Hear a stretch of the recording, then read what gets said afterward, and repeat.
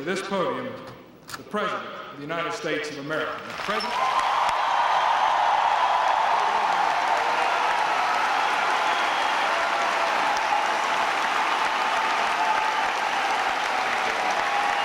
Thank you very much. Thank you.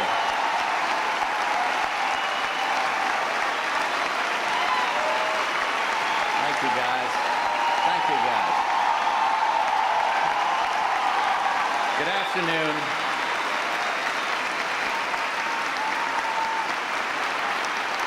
Thank you all for that welcome back.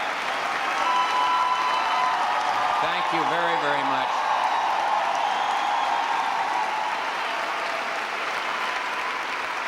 Good afternoon, everybody. And thank you all. I knew if I wore this necktie, I'd get a nice welcome. But anyway, thank you, Dr. Mob. Thank you, Bill, for your kind introduction. And may I salute congressmen that are with us today, Congressman Joe Barton and Congressman Jack Fields and Commissioner Rick Perry and Kay Bailey Hutchinson and Representative Ogden, my old friend Fred McClure, who served at my side in the White House. And may I thank Chairman Ross Margraves for the wonderful program that he arranged for me today as I heard about this library, and I salute the Board of Regents members that are here, the members of the Library Committee, Chancellor Richardson, I think I mentioned, but I salute him. And I want to say thanks to my host, the Memorial Student Center Political Forum. And when that forum started, I think Congressman Bob Eckhart and I were the first two speakers to speak at the political forum. And that, I hate to tell you how far back that was, but anyway, I'm glad to be back here. And may I send my heartiest thanks to the Corps of Cadets and the Fighting Texas Aggie Band over here.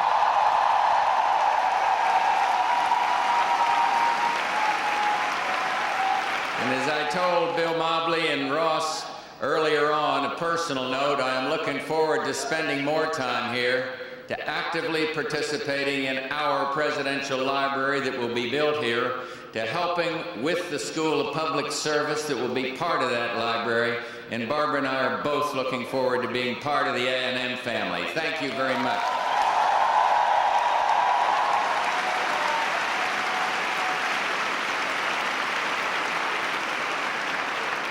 And now for the business at hand.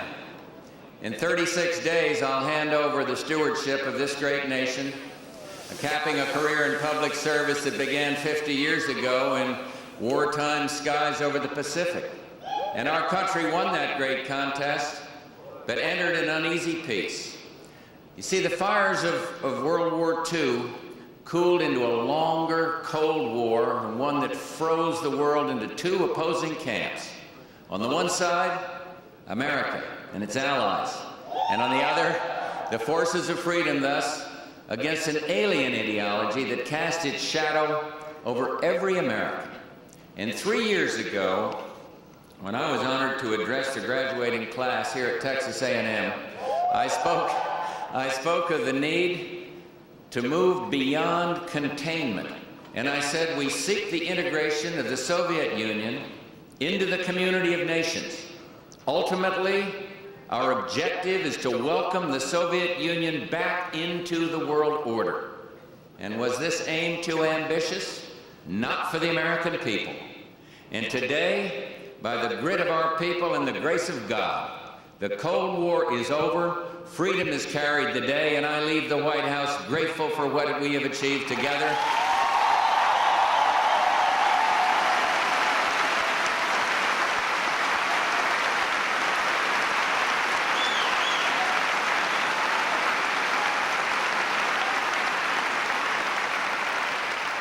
And also exhilarated by the promise of what can come to pass.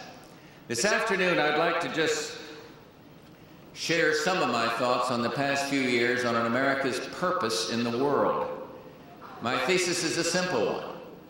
Amid the triumph and tumult of the recent past, one truth rings out more clearly than ever. America remains today what Lincoln said it was more than a century ago, the last best hope of man on earth. And this is a fact, a truth made indelible by the struggles and the agonies of the 20th century, and in the sacrifice symbolized by each towering oak on Simpson Drill Field right here at Texas A&M University. The leadership, the power, and yes, the conscience of the United States of America all are essential for a peaceful, prosperous, international order, just as such an order is essential for us. History's lesson is clear. When a war-weary America withdrew from the international stage following World War I, the world spawned militarism, fascism, and aggression unchecked, plunging mankind into another devastating conflict. But in answering the call to lead after World War II, we built from the principles of democracy and the rule of law a new community of free nations, a community whose strength, perseverance, patience, and unity of purpose contained Soviet totalitarianism and kept the peace. And in the end, Soviet communism provided no match for free enterprise beyond its borders or the yearning for liberty within them. And the American leadership that undermined the confidence and capacity of the communist regimes became a beacon for all the peoples of the world. Steadfast and sure, generations of Americans stood in the path of the Soviet advance, while our adversary probed for weaknesses that were never found. And presidents from both parties led an Atlantic alliance held together by the bonds of principle and love of liberty, facing a Warsaw Pact lashed together by occupation troops and quisling governments, and when all else failed, the use of tanks against its own people. And by the 1980s, Kremlin leaders found that our alliance would not crack when they threatened America's allies with the infamous SS-20 nuclear missile. And nor did the alliance shrink from the deployment of countervailing missiles to defend against this menace.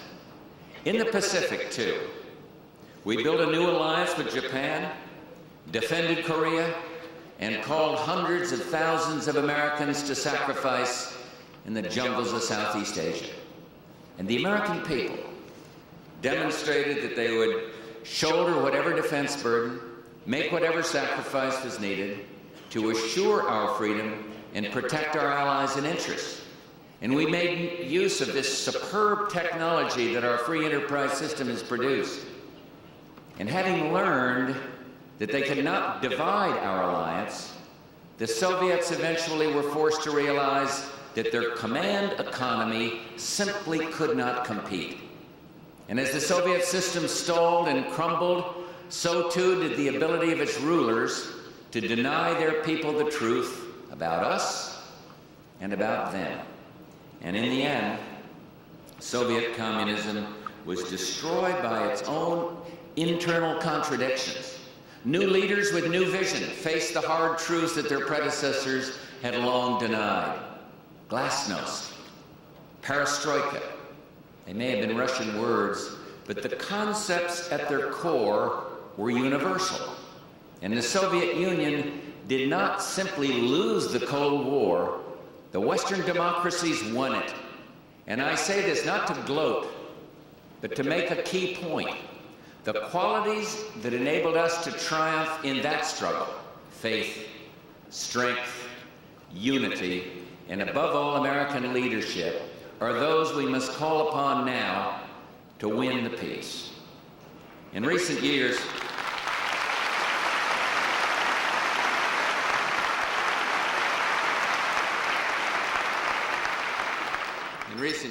with the Soviet Empire in its death throes, the potential for crisis and conflict was never greater. The demand for American leadership never more compelling. And as the peoples of Eastern Europe made their bold move for freedom, we urged them along a peaceful path to liberation. They turned to us, they turned to America, and we did not turn away. And when our German friends took their hammers to tear down that wall, we encouraged a united Germany safely within the NATO alliance. And they looked to America, and we did not look away. And when the people of Russia blocked the tanks that tried to roll back the tide of history, America did not walk away.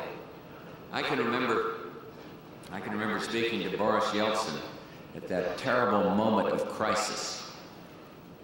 And at times the static on the telephone made it almost impossible to hear him. But there was no mistaking what he wanted to know. He asked where the United States of America stood. And America answered, for all the world to hear, we stand with you. President Yeltsin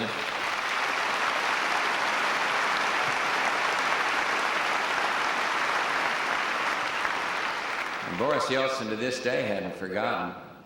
Praising our country on his visit to the White House this June, he said George Bush was the first to understand the true scope and meaning of the victory of the Russian people on August 19th, 1991.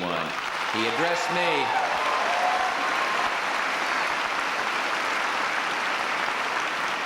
He addressed me, but he was talking about our country, the United States of America. The free peoples of the world watched. They watched in awe as the Soviet Union collapsed, but they held their breath at what might take its place, wondering who might control its tens of thousands of nuclear weapons. Only America could manage that danger, and we acted decisively to help the new leaders reduce their arsenals and gain firm control of those that remain. Here, then, is the remarkable fact that history will record, a fact that will be studied for years in the library right here at Texas A&M University. The end of a titanic clash of political systems, the collapse of the most heavily armed empire in history, took place without a shot being fired, and that should be a source of pride for every single American.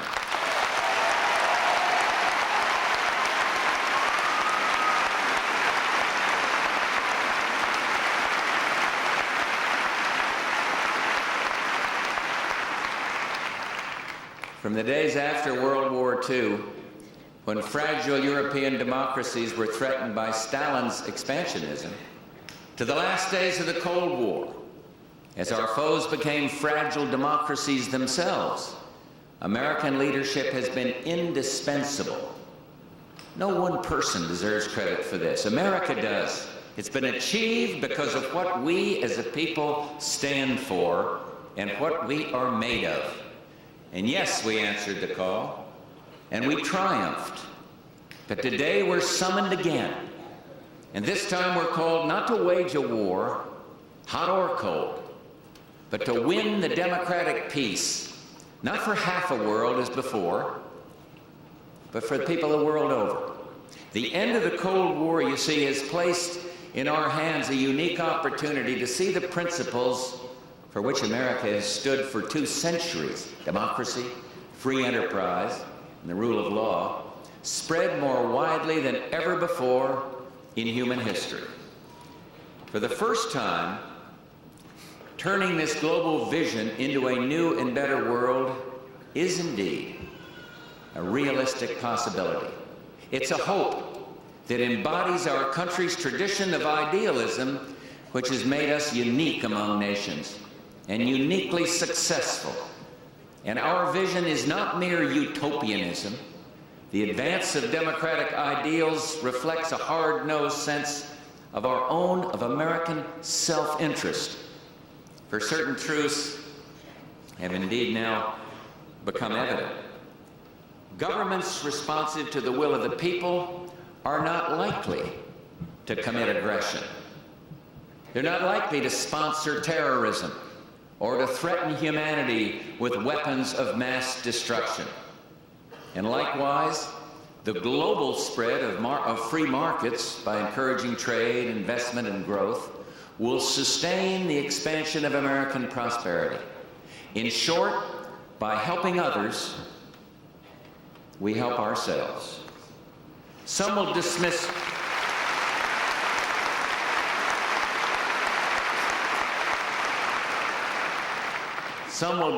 this vision as no more than a dream, and I ask them to consider the last 4 years when a dozen dreams were made real. The Berlin Wall demolished, and Germany united, the captive nations set free, Russia democratic, whole classes of nuclear weapons eliminated, the rest vastly reduced, many nations united in our historic UN coalition to turn back a tyrant in the Persian Gulf, Israel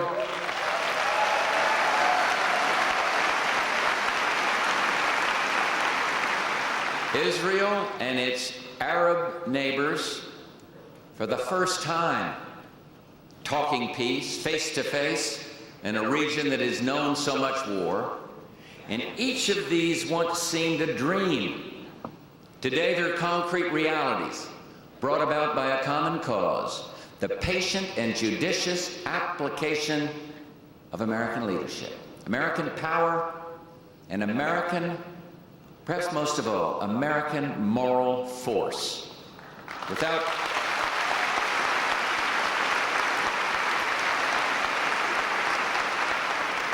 a doubt, there's going to be serious obstacles and setbacks ahead. You know and I know that we face some already. Violence, poverty, ethnic and religious hatreds will be powerful adversaries. And overcoming them is going to take a time, and it's going to take tenacity, courage, and commitment. But I am absolutely convinced that they can be overcome. Look to Europe, where nations, after centuries of war, transformed themselves into a peaceful, progressive community. No society, no continent should be disqualified from sharing the ideals of human liberty.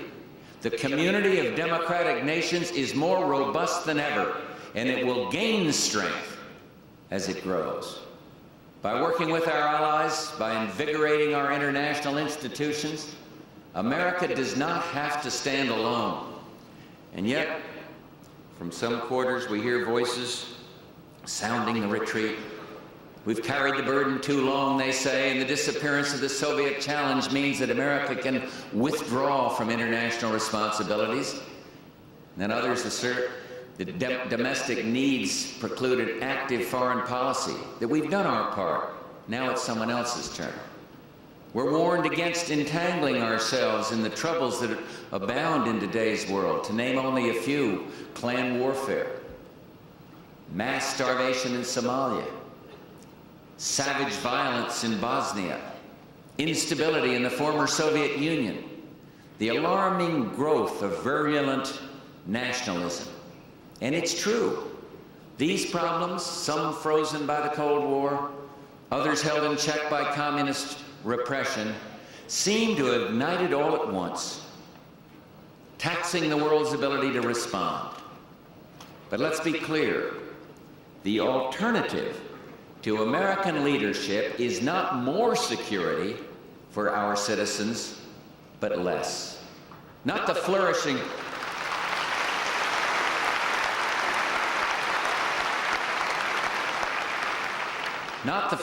of American principles, but their isolation in a world actively held hostile to them.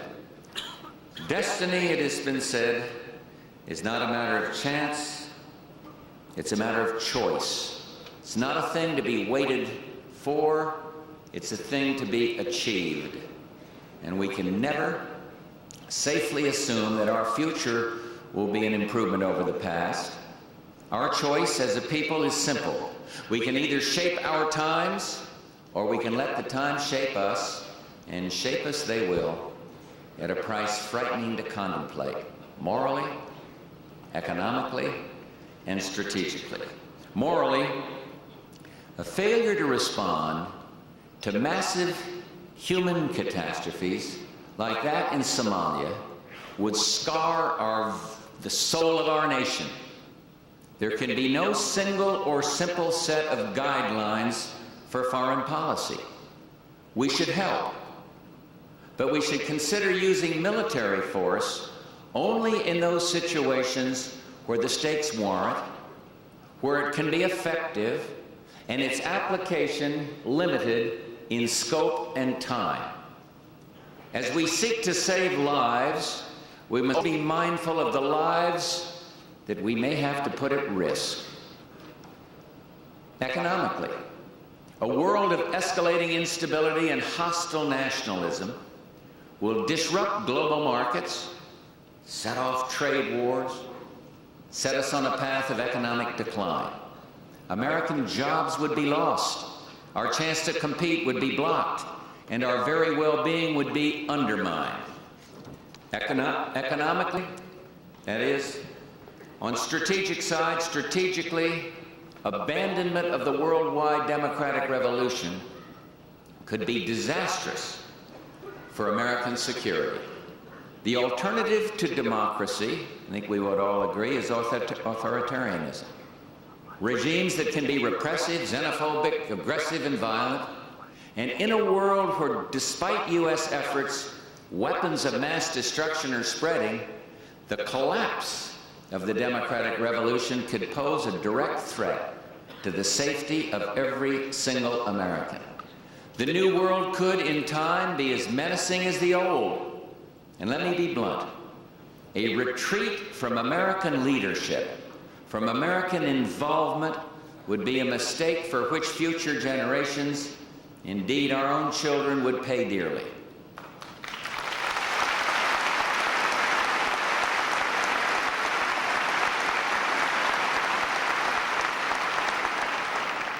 But we can influence the future. We can rededicate ourselves to hard work of freedom, and this doesn't mean running off on reckless, expensive crusades.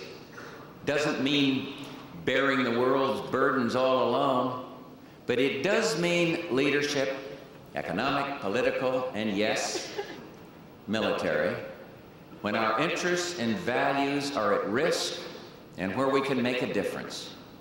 And when we place our young men and women of the military in harm's way, we must be able to assure them and their families that their mission is defined and that its success can be achieved.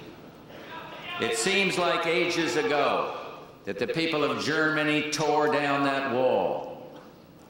But it's been only 3 years and just over a year since the August coup was defeated by brave Russian Democrats. And in this brief time, we've embarked on a new course through uncharted waters. The United States and its friends, old and new, have begun to define the post-Cold War reality. And we're already transforming the old network of alliances, institutions, and regimes to face the future. And those challenges must be met with collective action, led by the United States, to protect and promote our political, economic, and security values. Our foundation must be the democratic community that won the Cold War, and we've begun to adapt America's political and economic and defense relationships with Europe and Japan to ensure their vitality and strength in this new era. And for these, we'll continue to be essential partners in addressing the next generation of problems and opportunities. For example, we've begun to transform the Atlantic Alliance, that bulwark against the Soviet threat, into a partnership with a more united Europe, a partnership primed to meet new security challenges in this age of uncertainty, and a new feature of our alliance, the North Atlantic Cooperation Council, enables NATO to reach out to our former adversaries in the Warsaw Pact. And in the Pacific, we have affirmed the importance of the U.S.-Japan security ties to stability in Asia. But we're also exploring ways to work together as global partners to address common interests in economics and development and regional problems. And then we've committed ourselves to expanding the democratic community by supporting political and economic freedom in nascent democracies and market economies. And we're sharing this burden with the very nations America helped after World War II. Look, in Central and Eastern Europe, our enterprise funds and these other programs have helped develop a new political, economic, and civic infrastructure for nations long oppressed by Stalin's legacy. And now the Freedom Support Act will provide crucial help for reform in the lands of our former enemies. In Latin America, the day of the dictator has given way to the dawn of democracy. This very day, our Vice President is taking part in a ceremony in El Salvador that caps the long effort to end the killing and give the people there the opportunity to live in peace.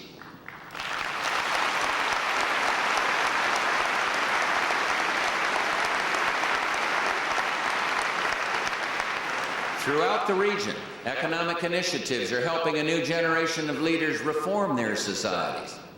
The Brady Plan and our Enterprise for the Americas initiative have opened up extraordinary possibilities for a new relationship with our hemispheric neighbors. Investment, free trade, debt relief, and environmental protection will nurture the homegrown reforms throughout Latin America. And we're strengthening the ability of the democratic community to deal with the political landmines that the Cold War has exposed. Aggressive nationalism, earlier I mentioned ethnic conflict, civil war, and humanitarian crises. The United States has led the world in supporting a United Nations more capable with dealing with these crises. And all over the world, Nicaragua, Namibia, Angola, Cambodia, we promoted elections not only as a goal, but as a tool, a device for resolving conflicts and establishing political legitimacy.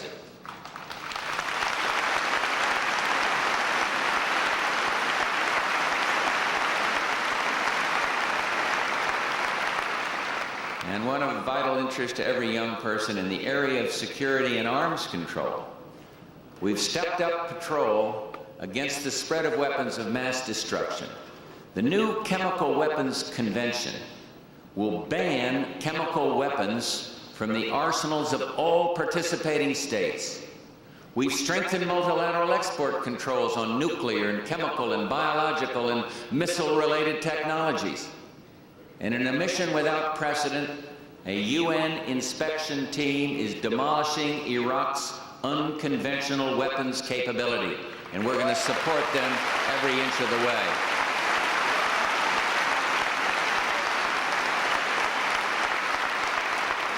And once implemented, the agreements we've negotiated will ban new nuclear states on the territory of the former Soviet Union. And above all, we've sought to erase nuclear nightmares from the sleep of future generations. And we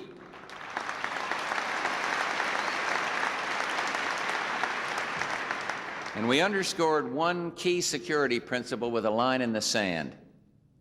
Naked aggression against our vital interests will be answered decisively by American resolve, American leadership, and American might. Our victory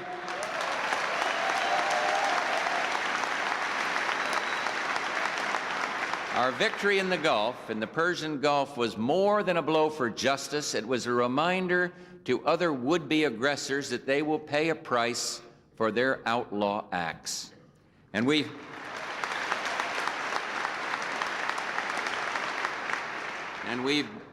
been committed to building the basis for sustained international economic growth for ourselves and for those nations of what were once the so-called second and third worlds.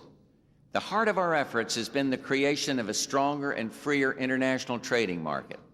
And our recent breakthrough with the European community clears the way for an early conclusion to the Uruguay round of GATT and a major boost to world economic recovery. This week, Mexico, Canada, and the United States will sign a landmark agreement establishing the largest free trade zone the world has ever seen.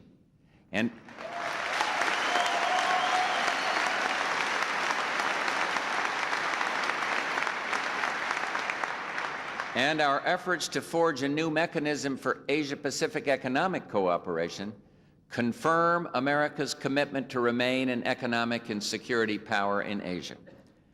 I believe we've taken important steps toward a world in which democracy is the norm, in which private enterprise, free trade, and prosperity enrich every region. A world in which the rule of law prevails. And we must not stumble as we travel toward a world without the brutal violence of Bosnia, the deadly anarchy of Somalia, or the squalor that still haunts so much of the globe. We can't rest while a handful of renegade regimes aspire to obtain weapons of mass destruction with which to threaten their neighbors or even America. There's much to be done before we are within reach of the democratic peace. But these first steps have taken us in that right direction. And the challenge ahead, then, is as great as the one we faced at the end of the last great war. But the opportunity is vastly greater. Success will require American vision and resolve, an America secure in its military,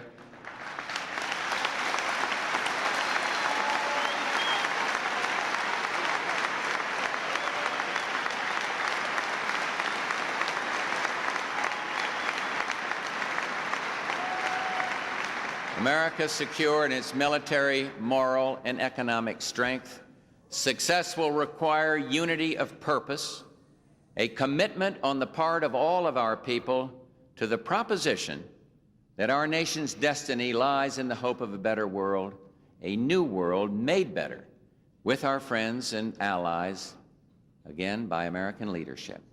History is summoning us once again to lead. Proud of its past, America must once again look forward, and we must live up to the greatness of our forefathers' ideals, and in doing so, secure our grandchildren's futures. And that is the cause that much of my public life has been dedicated to serving. And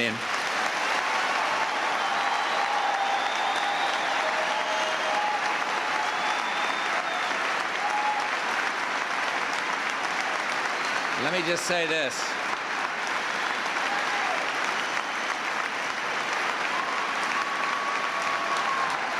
In 36, hey, listen.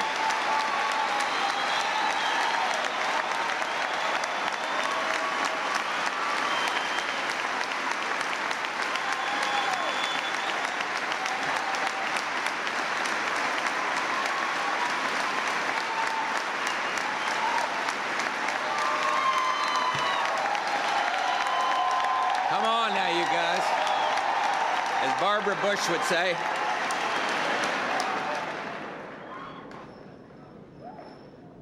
But in 36 days, we will have a new president, and I am confident, I am very confident, that he will do his level best to serve the cause that I have outlined here today. And he's going to have my support.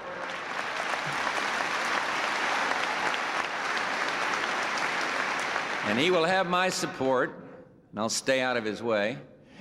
But it is, and I really mean that, but it is more important than my support. It is more important that he have your support. You are our future, and God bless you. And God bless the United States of America.